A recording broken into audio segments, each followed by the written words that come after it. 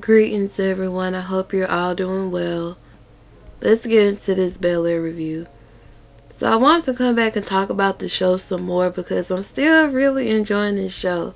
And I need somebody to talk about it with. So let me know you all's thoughts on everything that's going on in the show. But in this latest episode, we start off with Will still wondering about his dad, and G comes in and he hands Will this information that he has on his dad.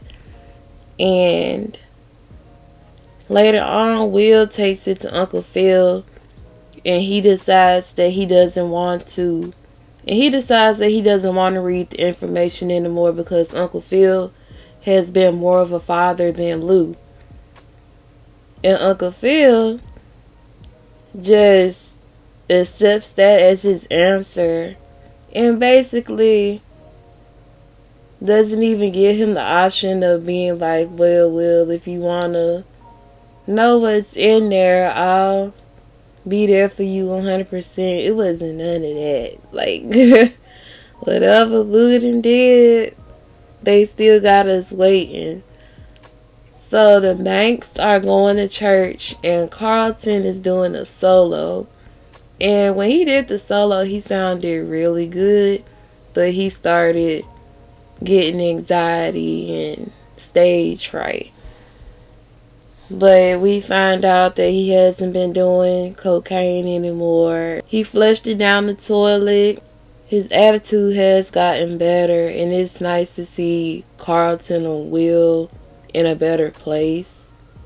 Like, the character of Carlton is softening up. Because it's like, with a character like Will, like, you can't really stay mad at him. So before the church service went on, Ashley was talking to the pastor about how they need to put more LGBT members in higher positions other than being the choir director. And Vivian takes notice that her views on other things, she's kind of like a little activist. She notices now that she's taken upon the LGBT community being discriminated against. So, of course, she's gonna think that she probably has in her mind, well, is Ashley part of the community? And she tells her that she could talk to her anytime, and that ends there. Jazz and Hillary are still hanging out and just vibing with each other. And Jazz invites Hillary over to his crib and says that he'll cook and all that. But Hillary was like, we could go to this 5-star hotel and we can get the staff to bring food. And then it's like, there's a strike right there, because just like you welcome him to your world, it's like you should still want to know his side of the world and be more, I don't want to say humble, but it's like you don't always have to do it big and spend all this type of money. Like, you could have a good time and enjoy each other's company for free, really. It doesn't always have to be this big. It doesn't always have to be this big show up production or this big gourmet meal. Like, we could just be on some chill stuff. Well, we can already see that's going to start to take a rift in them getting to know each other. And I'm really wondering, I'm pretty sure that Aunt Viv and Uncle Phil aren't going to want her with Jazz because they probably feel like she could do better. He's not on her level. And that has me wondering, would they bring in Trevor? Because Trevor had more of a practical career, and he played the big part on the original show. So I'm wondering, is Hillary going to start dating Trevor? And of course, I doubt that she likes him as much as Jazz, but I'm kind of hoping that they actually do that.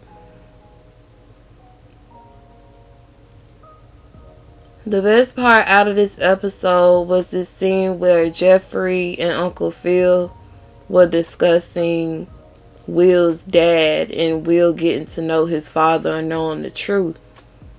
It was a very powerful scene, and both the actors did really well delivering their lines. And I love that Jeffrey stayed firm on what he believed was right. Phil definitely threw in some low blows, especially bringing up the fact that Jeffrey walked away from his son. But all in all, Jeffrey stood firm on everything, and of course Uncle Phil threw in his face, "You work for me, you supposed to do what I say." But Jeffrey stood firm on, basically he's still a man first. But it's still all love there, and Uncle Phil fired them, but he said he's taking a leave of absence. I love how Jeffrey called them out on him just basically being hypocritical.